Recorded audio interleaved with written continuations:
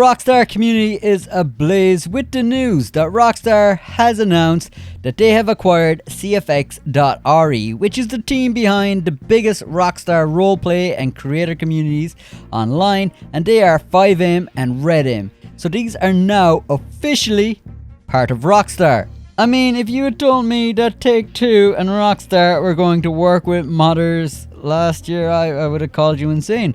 So I'm taking this with a lot of skepticism, even though the community is very optimistic about this, and I can't really blame them. There is massive potential here, as the 5M and Red servers have created and garnished a dedicated player base, particularly exploding during the pandemic, with a huge amount of players just living a bit of a second life online in these games.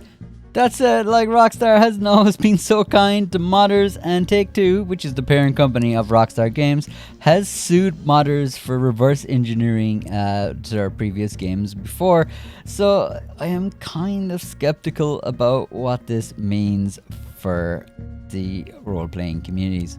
Under official Newswire, they posted their little marketing spiel. They said what I've said already, they've acquired it. And then they say, over the past few years, we've watched with excitement as Rockstar's creative community have found new ways to expand the possibilities of Grand Theft Auto 5 and Red Dead Redemption 2, particularly through the creation of dedicated roleplay servers. I mean, I love that word, dedicated servers. Wouldn't you love to see dedicated servers for GTA Online as well as Red Dead Online? Would have solved a hell of a lot of problems, but you know, we're still stuck on that P2P servers. But maybe GTA 6 could be dedicated servers, maybe.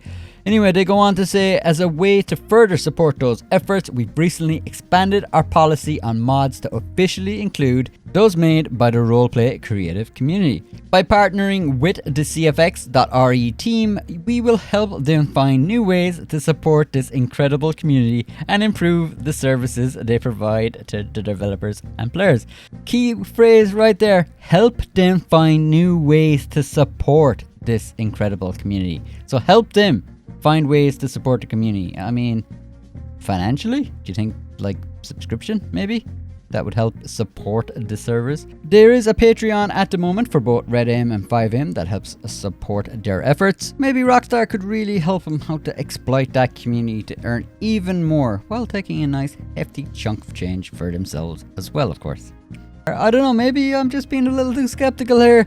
Let me know in the comments. Do you think this is a really positive thing? I mean, there's definitely a lot of potential here. A lot of great ideas and features which Rockstar could incorporate into their main games and really have a community-driven approach to the creation of their games. But that said, have we seen a community-driven approach from Rockstar in the last 4 or 5 years? I mean, let's take a look at what we've seen from Rockstar even lately. I mean, we've seen the subscription-based model go hard on Grand Theft Auto Online. They removed 180 something cars from Grand Theft Auto just so they could sell them back to them with artificial scarcity to kind of pressure players into sales.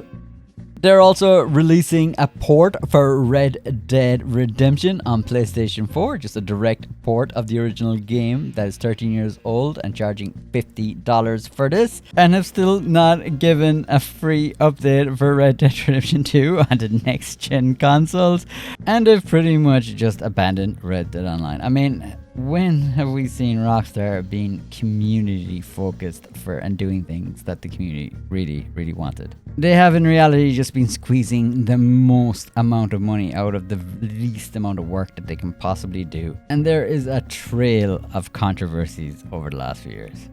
Forgive me if I'm a little bit skeptical that they are purchasing this for the better interest of the community.